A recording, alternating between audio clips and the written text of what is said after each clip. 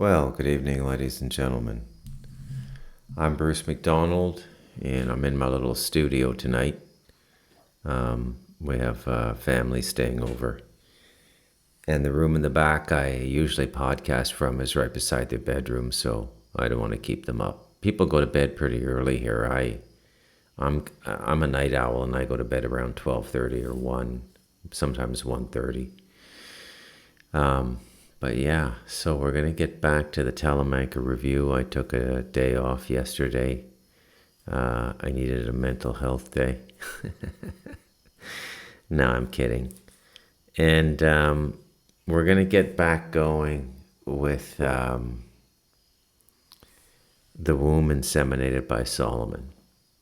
And I've been having a tremendous good time with this series of podcasts.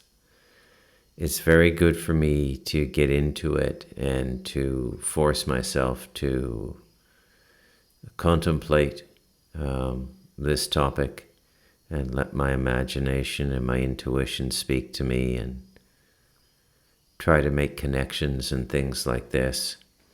It's a fascinating thing, the way our perception works and the way longing and seeking work. Okay? And what I mean by that is if you sincerely want to know something, the energies will find a way to give you the answer. It may take a little while. I think one of the most astounding examples I've given is the Russian princess case. How I was able to sort of magnetize the answer to that question, which had baffled people. And in a very personal way, it walked right into my life. And so, they don't talk about stuff like that in The Secret, do they? Or in all the manifestation teachings in the New Age. You see?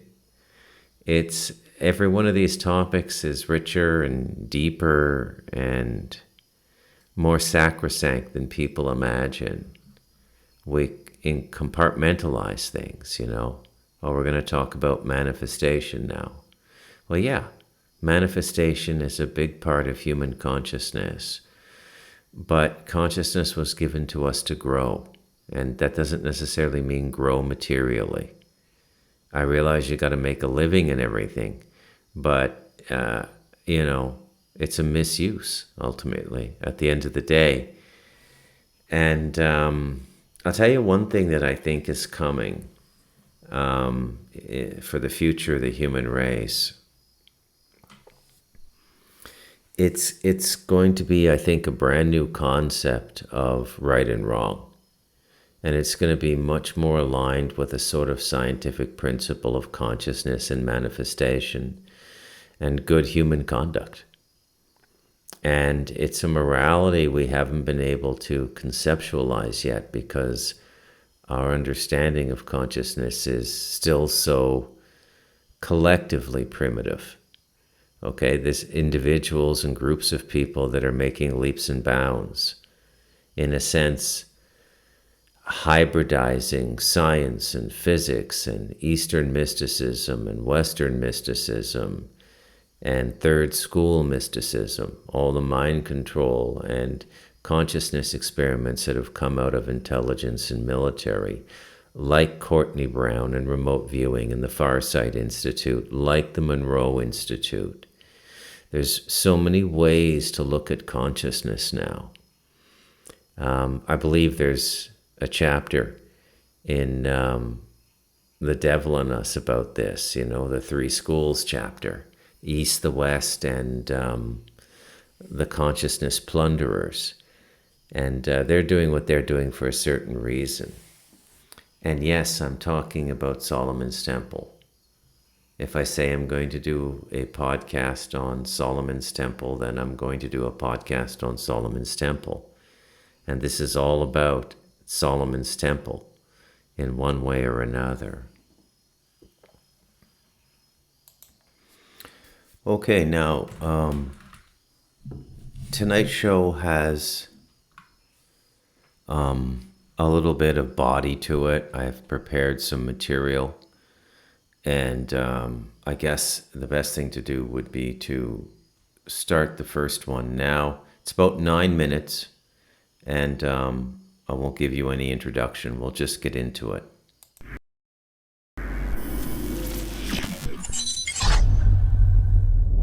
Let's go to what most of us would consider, probably not you, because you're an expert. But I want to go to ground zero. Yep. July 1947, Roswell. Mm-hmm. Yep. If you will. This is for most. You can say with 100% certainty it happened. Oh yeah, it happened. I actually have known before they passed away some of the guys who were there. Okay, hold on, because I got a series of questions, and then I could just go for it. Mm-hmm. Number one, I want to establish what you just did. It happened. Mm-hmm. Number two, earlier in our conversation, you spoke about, I believe it was a general that said that there was a shadow government that existed. Oh, that was Senator Inouye. Yeah. Okay. Many of the children of the eyewitnesses of Roswell, they spoke about, in layman's term, the men in black. These guys who came and they swore everybody the secret, and they took the alien survivors away, and they took all of the people. If you can, go into as much detail about what was found, how real you know that situation to be, because then I want to bring it to the propulsion and the energy sources that you spoke about, but it all starts there. It actually didn't start there. That was 1947. There were apparently a couple of crash retrieval events in the late 30s and 40s. We know at the Trinity site in 1945, shortly after we detonated the first atomic bomb, there was a craft that was downed or came down in that area that we retrieved. But 1947 is the most celebrated one. That one, there were actually 3 extraterrestrial vehicles involved. We had we have a document, you'll see it in my book, Unacknowledged, which goes with the documentary Unacknowledged. When you see all these for free on Amazon Prime and whatever. But it describes a new radar system that we had put in. Now, at Roswell. Now, let me tell you a little bit about the sort of military speak here. A radar system, you and I think of it as just something that sends out a beam and it bounces off the skin of an aircraft, and you trace it. Those systems can also have an active directional energy warfare system attached to it or associated with it, either within the system or very nearby. So that when something is painted or tracked on radar, it's then hit with an electromagnetic weapon, a directional weapon. Those were actually beginning to be experimented with in the 30s and 40s. By 1947, this FBI document from a field agent to J. Edgar Hoover, which we had published, states that system was switched on. And it obviously had more than just a radar component. It had to have an active electromagnetic weapon part of it. And there were 3 of these ET craft that were over that area. And I'll tell you why in a moment. 2 of them collided. One was in a bazillion pieces, not far from that Roswell Army Air Base. The other one continued westward near Socorro, impacted, and it broke. And there were extraterrestrial bodies and I know of one living ET taken from there. The third one wasn't found, I believe it's till 1951, up in the mountains going way northwest of Roswell, up in the mountains in New Mexico. I'm sorry to interject. Are you saying there was a third ET that got away? No, there was a third ET craft that crashed. But there was one, to my knowledge, there was one survivor that we captured. And I think I have an Army intelligence guy who was the last guy I know to see that being in 1951 at Camp Perry in Virginia. And it was in a crate. wearing boxer shorts, and it didn't live much longer. So apparently, it lived about 4 years in captivity. Okay. Wow, it's a lot to unpack here. Have you had the opportunity to speak to any of the eyewitnesses of Roswell or the children of the eyewitnesses of Roswell? And what is it that they conclusively can tell you Yep. that you can relay to us? Yeah, we have. And we have actually a couple, one of the children, who's also a medical doctor, is up on our YouTube channel. His father was there and actually had some material. And it was interesting. It had what looked like hieroglyphic type writing on it. It wasn't, but there's some kind of symbols on this very lightweight, unusual metallic part of this craft, ET craft. But in 1995, I had a gathering in California. That was the first gathering of our whistleblowers. And I guess there were about a dozen of them there, and one of them had also been at Roswell. And we have that on a tape. So yeah, I have met with and interviewed both original folks who were there and the children of a couple of the guys who were there. And there's no question about that event. But there are now, we have in our archive, we have what we call the Disclosure Intelligence Archive, 122 of these sort of crashes and retrievals that have been documented. Okay. I believe I heard you say that you met with someone in the I'm not sure if it was the Army or what branch of service that worked with the retrieval of these ET. Yes. What did he or she have to say about it? Did they get a look at the alien itself? Oh yeah. If not, did they get a look at the wrecked spaceships? What could they tell you? Well, if you look at the interview we did with Sergeant Clifford Stone, he was on a retrieval team in the 60s. And this was after Roswell, almost 20 years. He was on multiple of these, where he was involved with not only the vehicles, but retrieval of the beings, the extraterrestrial beings, some of whom were living. And so I've interviewed a number of these sort of men. Very few of them have come forward publicly. The most recent one was a man who was on a retrieval team in, I believe it was 2011, out in the north of so-called Area 51. And there was a very large ET craft that was stunned with an electromagnetic weapon that came down, but it did not crash. It was stunned, and this man had a very close encounter with two of the ETs that came out of the craft. But that craft eventually was able to restarted itself and took off. But it's a very long story. We're in the process of trying to bring him into D.C. to go to the Pentagon, where they're debriefing folks right now that we're identifying.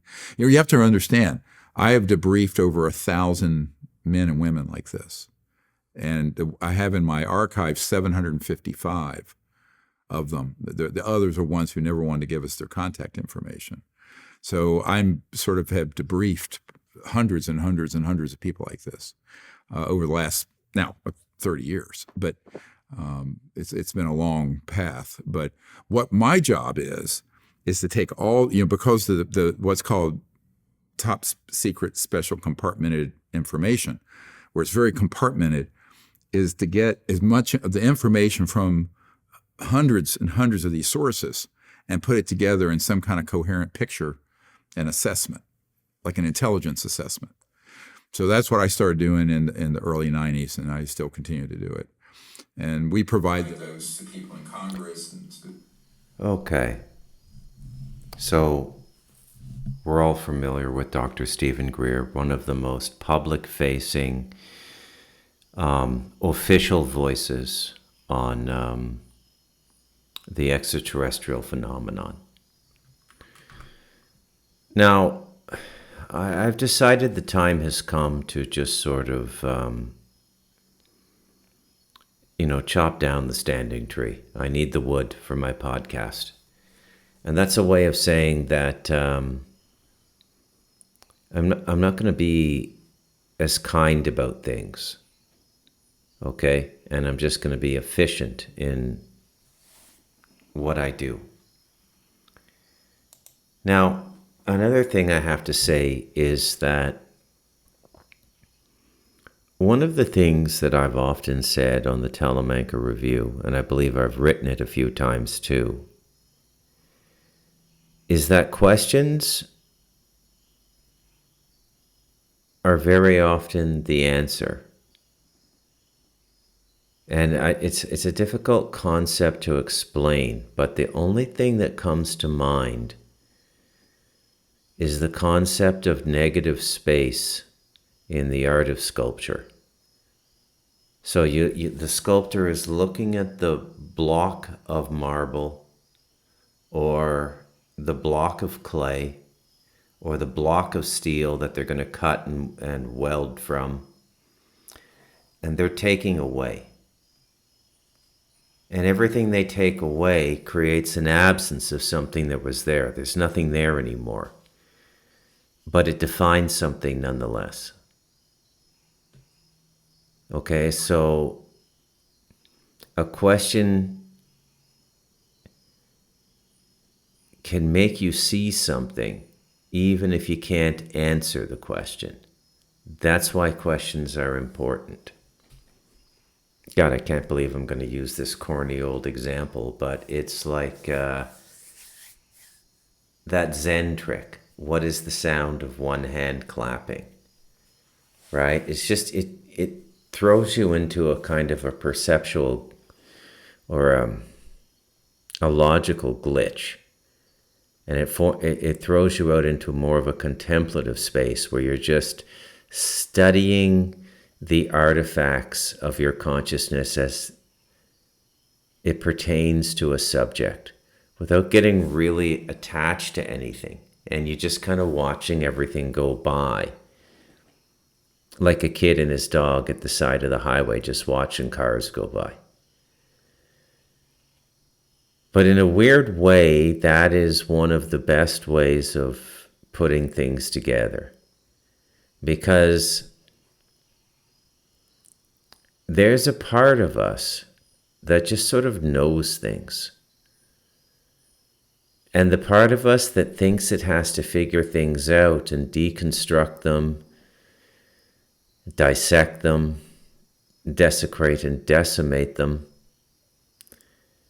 that's the black box person.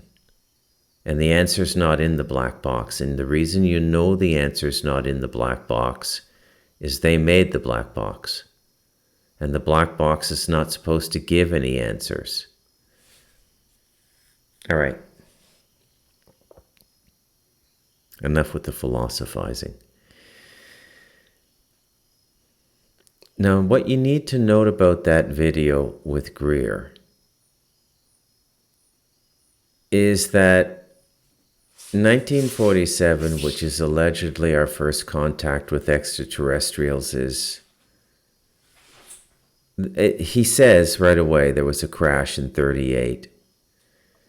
But the one, and that would be 9 years, obviously, before Roswell, right? Roswell is 47, but Roswell is the one that goes public. It's the one that they can't contain. Right? And there's been this tremendous public debate over the years about whether it was real or not. There was a radio host and podcaster who actually made his bones on what he called the Roswell deception.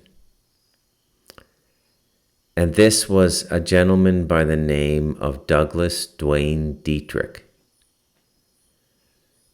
And Douglas Duane Dietrich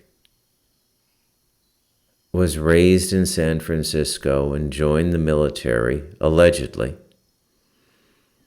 and ended up being an apprentice to or a protege of Michael Aquino,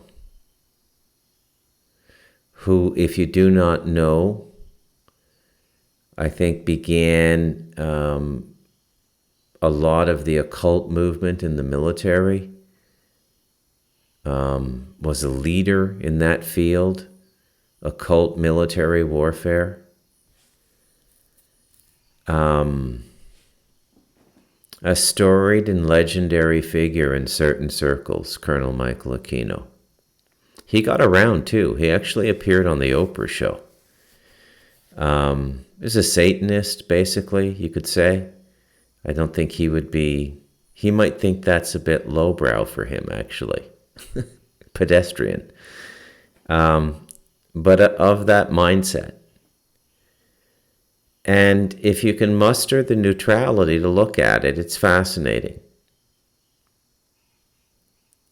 And when I say things like this, I want you to remember how I podcast. It kind of all comes together. Okay? So when I say you should be able to look at things like that, remember what I tried to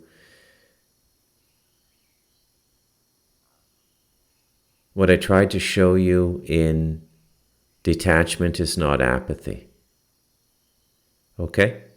And that's really what I'm trying to do here in these series of podcasts, and especially with the Solomon one. I'm trying to invoke a realization, which can only be done through a kind of magical narrative, if you will. The narrative is literal and it's true, but the way it is told and the way it is put together is in a way magical because it evokes a realization. And a realization is a picture of something that has no tangible qualities. No length, no width, no depth, no color, no hue, no light, no sound. It's just a concept. Okay? But once you see it, and you know you've seen it because you can speak to it. You know, the way somebody, like if you were to ask somebody who had been playing the guitar their whole life, like Slash from Guns N' Roses, and you asked him, give us your opinion of Jimi Hendrix, you would get one of the most unique answers ever, because Slash, by experience, which can't really be shared, that's the nature of experience, right? It can't really be shared. But through that experience, he would have a unique insight on what made Jimi Hendrix such an extraordinary guitarist. And he would be able to make you realize something about playing the guitar that you never knew. And it's not really that it's a bit of knowledge. It's an insight into what goes into playing the guitar. And it's different than knowledge. Okay. Now, this agency was the Men in Black. Okay, so you've got allegedly Roswell being the first major event. And it happened. And it's interesting to note that the way they allege these crashes happened, although Greer gave a bit of a hint in that 9-minute clip, that there may have been an electromagnetic weapon built into the radar that dropped the ship. Because the radar was causing the problems. That's what I wrote about in the 1947 chapter of The Devil in Us. Now, it's extremely coincidental that 9 years after the weapon to knock ships down is invented, we start to knock ships down. Or the first one was right after radar was invented in 1938. Begging the question, was part of the design and invention of radar a sort of defense force for the negative groups on this planet who understand the interdimensionality and the extraterrestrial nature of our existence on this planet, and are seeking to defend what they think is theirs. Notice how I don't say ours, I say theirs. Meaning that the defense against UFOs is not about protecting against an invasion.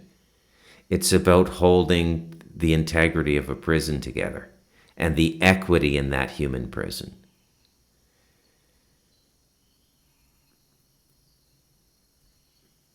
Now, Douglas Duane Dietrich tried to tell everybody that Roswell was the biggest hoax ever. He actually said that it was a dirigible, like an air balloon, and this sort of ties into the Tartaria stuff. So in that sense, it's believable. And I'm not saying that there weren't air balloons used in World War II, and it's not heavily documented in the history. But they were dirigibles that brought over 4-foot malnourished Yakuza volunteers, like people who volunteered to do this mission from the Yakuza. And like literally the craziest shit you ever heard in your life. Okay? And it begins to form this double helix like DNA and this was incidental. I don't think they intended to do this. I don't think they thought people would catch on this quickly. But it began to intertwine the narratives of warfare and magic, science and magic, intelligence and magic. Now, notice I'm saying magic here. Because if nothing else, Michael Aquino was a master magician.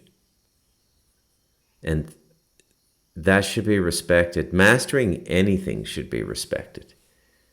It doesn't matter what you think of the thing that the person mastered. If it is a complex thing, multi-layered, fully human in that it incorporates all the dimensions of a human being, you know, the body, the emotions, the memory, the mind, everything, a form of practical cosmic consciousness, if you will, irregardless of whether it falls on the negative or positive, take a moment to respect that. Because it's an achievement. Mastering anything in this domain is an achievement. And if you can't express that respect, then you shouldn't be looking into these things. Better to leave the light on.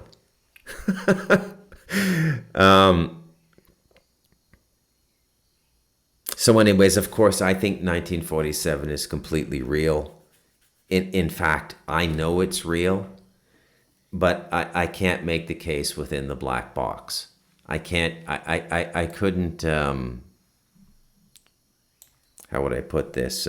I couldn't Alan Dershowitz this for you.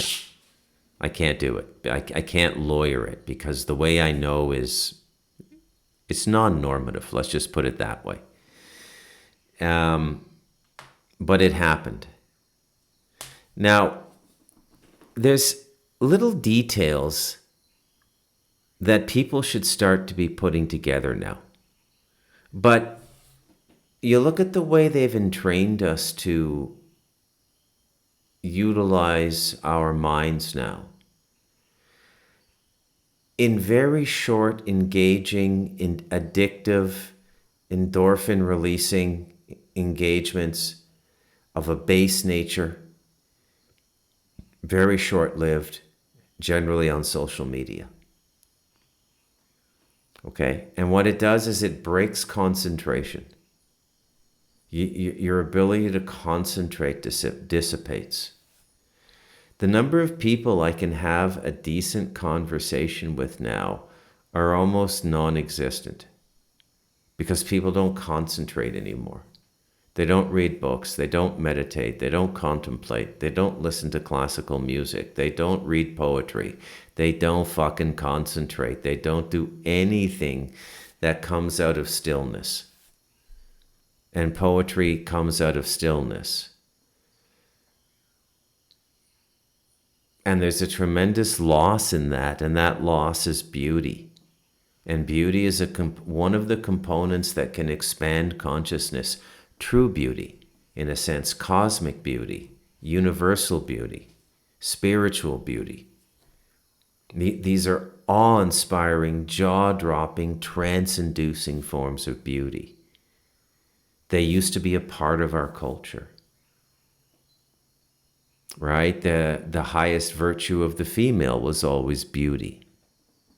And beauty has had varying definitions. I'd say it's been vulgarized to its lowest degree now. It's just the time we live in. I'm not blaming anybody. I'm not trying to sound misogynistic. I think it's just an accurate observation. You know, my son was telling me like 1 in 10 women between 18 and 25 are on OnlyFans now. And he correctly reasoned that they're probably all the good-looking women, like all the 8s out of 10 are just, well, if I can make money now while I'm young, I may as well do it. That's kind of alarming, right? And that giving that beauty away, the beauty of the soul and the act of lovemaking, is not something you can get back. And over the long run, in a sustained marriage that's going to go through real survival issues, where you need real connection and real honesty, it's going to be a liability. It's that simple. There's the case for chastity. I don't know how I get down these rabbit holes on this bloody podcast, man. It's just like the Twilight Zone when I sit down to do these shows. Anyways, stay on track, Bruce. How is it that the men in black were there? Now, I'll be honest, I went and did a fair amount of research. Very simple keyword combination, Stephen Greer, Men in Black. And I could be wrong. He may talk in depth about this on some video. But I couldn't find it, and I looked. And I'm pretty good at finding things. Researching is part of my job. I could not find it. Okay, but he doesn't disagree with the interviewer when the interviewer says, did the Men in Black come in and clean up that situation? And the first recorded instance of the Men in Black, I looked it up, was also 1947 in terms of a citizen reporting to local police an encounter with a strange duo of men in black. Okay? It's in 1947, and that related to another alleged UFO sighting. Okay, so if Roswell is the first crash, but Greer says they had one in 38, so right around, and I believe him because that's when they invented radar. Okay? So Greer is probably telling the truth there. So let's give him his due. So you've got a consciousness of the aliens coming way before the public narrative begins. The public narrative begins with Roswell.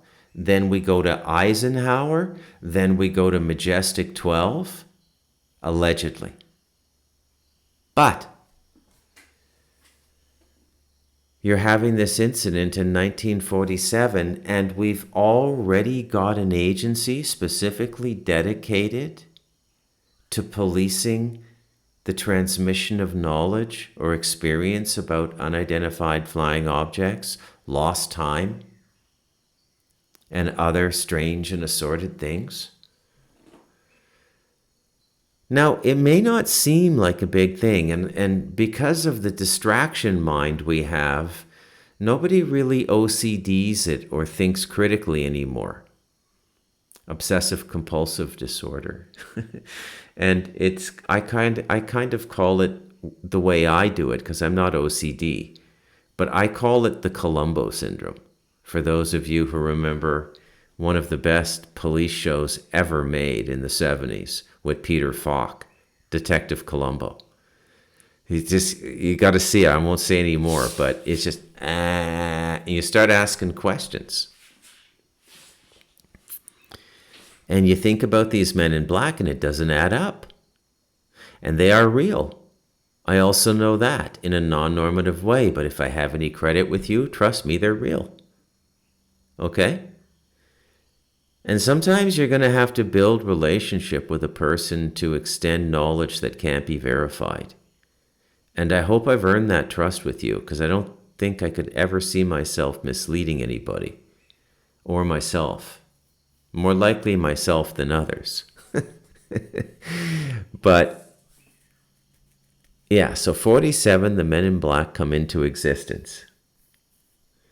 Now, my question is, how did we have an agency to already deal with extraterrestrials when we allegedly had no extraterrestrial contact acknowledged before 47? With the exception of what Greer said in that very recent interview. And then there's the curious case of Cynthia Crawford, the alien-human hybrid I spoke about, who was created by the OSS, twins, and her twin sister was put down because she was literally too evil to exist. I'm not joking. Sounds like a Mike Myers movie, Dr. Evil. Too evil to exist, they had to put her down. Okay, and Cynthia died in 2017. And 2 days before she died, she went to visit John Edmonds on Stardust Ranch. Very strange story. Okay? And we all know who the OSS is. So where did they get the alien DNA? Is this all a scam? Is this the blue beam psyop? Am I being too materium gritty about this? Am I thinking about this incorrectly? No, I don't think so. And more importantly, I don't think it matters, because this is about narrative consistency and logic and being Columbo about this. So how could the men... Now, to understand the significance of the men in black policing up witnesses at Roswell and other incidents in 1947, one other one that was reported. So they're already pre-prepared on how to contain the issue of UFOs. There's not really much said about them other than the witnesses. What do I mean by not much said about them? In the early reports, you could assume that they were human beings, that they were just like, like Tommy Lee Jones and Will Smith, men in black. But when you talk to people who've actually met them, like John Edmonds, no. And then you go and read other accounts, and they completely support what Edmonds is saying. There's something off about their skin. John Edmonds described it as like uncooked chicken skin. Does that sound human? But they're trying to look human. Okay? And there's also incredible stories about seemingly high-tech abilities. Or if not high-tech, something else. Very similar to the way the Greys can move around from the fourth dimension into the third dimension. The men in black can do that as well. Ergo, they're interdimensional. And it's so simple when you grasp it. It's just been sitting there in front of us the whole time. Okay? How could they exist in 1947 and be able to do all these things, preceding the aliens coming here and presumably working with some human cooperation and borrowed agency or representation of human agenda? Think about it. They're reporting to human beings. There's no way that the men in black are not connected to a cabal of humans involved in this. And that cabal existed before 1947. And they knew extraterrestrials were here, and they knew they were going to have to control the narrative. Why? Why? Why? Has this been to protect us from an invasion this whole time? Or is it more what I said in the earlier part of the podcast? That it's maintaining the sovereignty and profitability of this farm they have, their business, even though that business might be violating higher law and forces want to come in and correct it. Now, this may sound all like fancy, but let me ask you this. If they didn't respect the power of you, why would they invest so much in controlling how you think? Right? You know, when you own a dog like a pit bull, the way I do, the only way you survive is, number one, the animal loves you because you love the animal. But it's still a pit bull. You can never forget that, okay? And what keeps the relationship going is the pit bull never forgets what it is and knows that you're something else, something sort of higher up the food chain, and there's a station to things. And that's basically the way we've been conditioned as human beings, to live the life we've been trained to live. And it's coming from these very same forces. It's all interlinked, every aspect of it. Now, how is it that the men in black could operate interdimensionally? What, is this reverse engineered alien tech? If the agency was already, allegedly all of the reverse engineered stuff came from Roswell. And then Stephen Greer slips out in this, by the way, I do not fucking trust Stephen Greer as far as I can throw him. Okay? There are so many holes in that guy's story.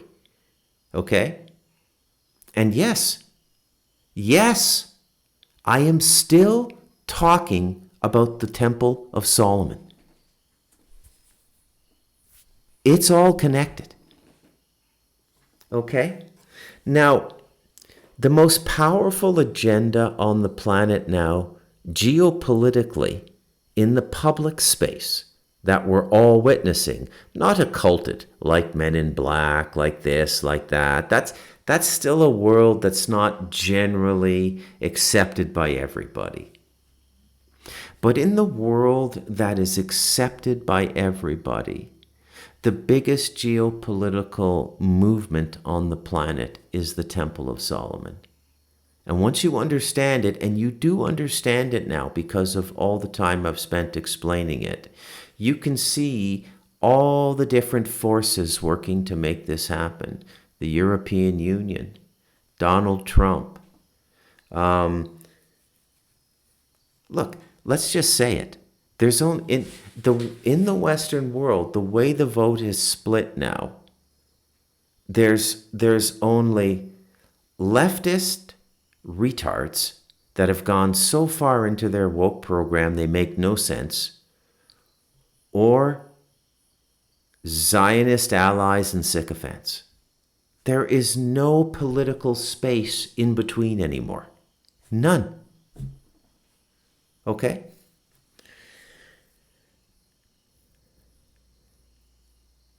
And how is it that the Men in Black can resemble a man, but when you look at all the details, it's just a little off, like a clone or something? But how could a clone be interdimensional? And how did they exist? Where did this technology come from? So if the first incident of a UFO shot down by radar is 1938, as Stephen Greer says there, but I'm not sure he's telling the truth. That would be just the kind of bullshit detail you send out just to get people a little bit off the timeline so they can't put it all together. But it's possible, because a lot of these aliens could be coming in from outside of a different time. I know that sounds weird, and I'm not going to spend a lot of time trying to explain it, but it's possible. They could easily be 8 or 9 years off, coming into the timeline in the human experience.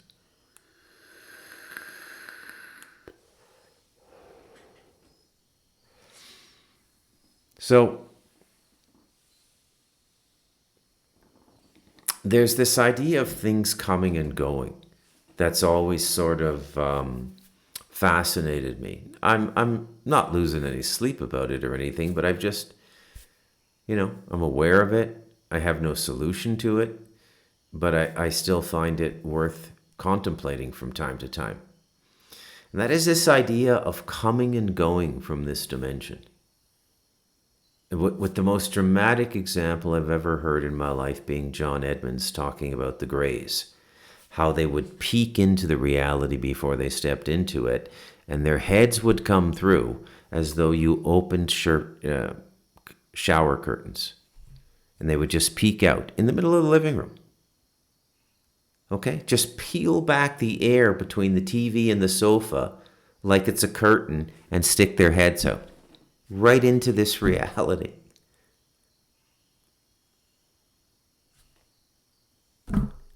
And then you've got these men in black, and then again from John Edmonds, they float right through a steel fence at the end of his driveway when they come to visit him at his house to tell him to stop talking about something.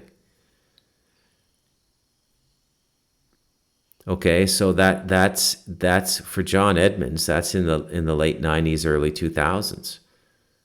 So how is it that these same men in black are policing up the public narrative in Roswell in July of 1947? And if we could already do that interdimensional stuff like the men in black could do, why are we so fascinated with the extraterrestrials? And who's controlling that technology, if it is technology? None of it makes any sense.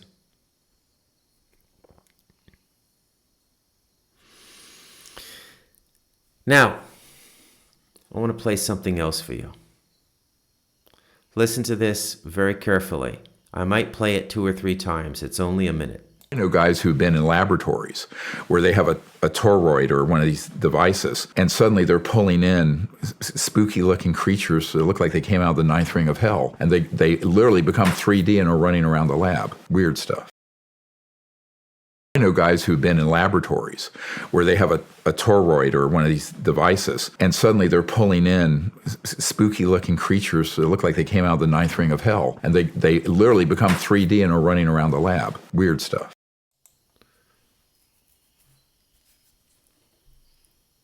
You see where I'm going with this? Do I have to spell it out, man?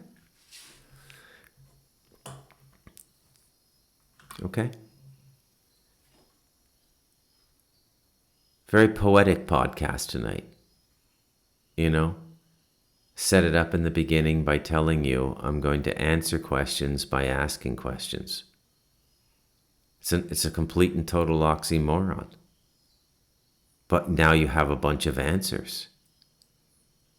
The UFO story could easily straddle our religions and the phenomenon they're selling to us as extraterrestrial.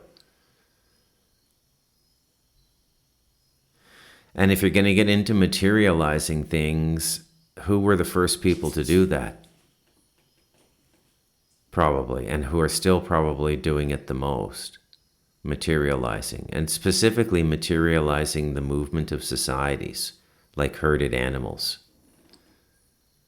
Well, it's another version of the men in black, isn't it? It's the rabbis and the Jesuits.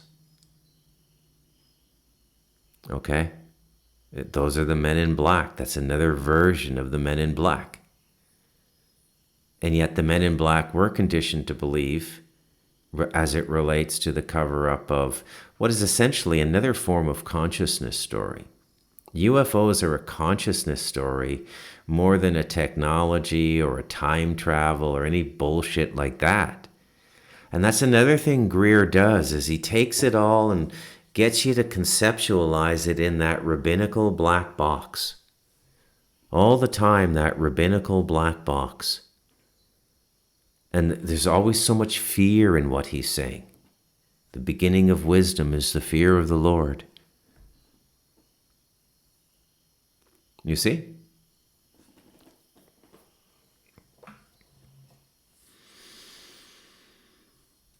So the men in black are the interdimensionals. They are an interdimensional species.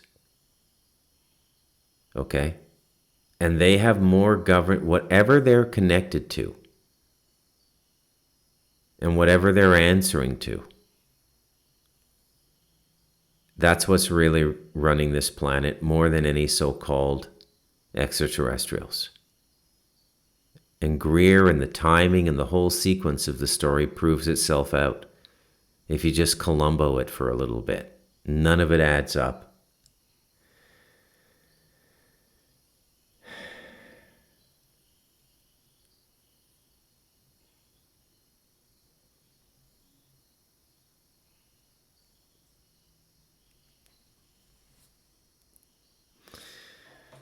Those men in black, the ones that are forward facing, the ones we know, the Jesuits and the rabbis,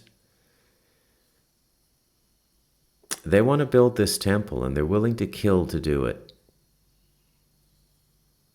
Now, given what we know who we are, who and what they are on the technological and magical side, the men in black, interface to alien life, interface between the collective human narrative and the reality as editors. I shouldn't say interface, but editors of that, because that's what they do. They edit what is allowed to become part of the public narrative. And it's all leading to the construction of the temple. Okay? All leading to the construction of the temple. Seemed absurd even 5 years ago. Now it's almost impossible to deny. All right. That was a really windy one, like trying to reel in a 40-pound fish with a 5-pound test line. That's for the fishermen out there. I don't know much about fishing, but I do know that.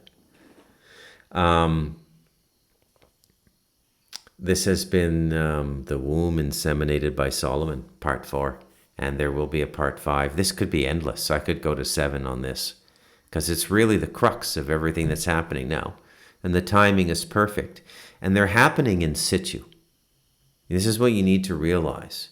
A lot of these connections I'm making in the moment when I sit down and I contemplate it for the podcast. You know?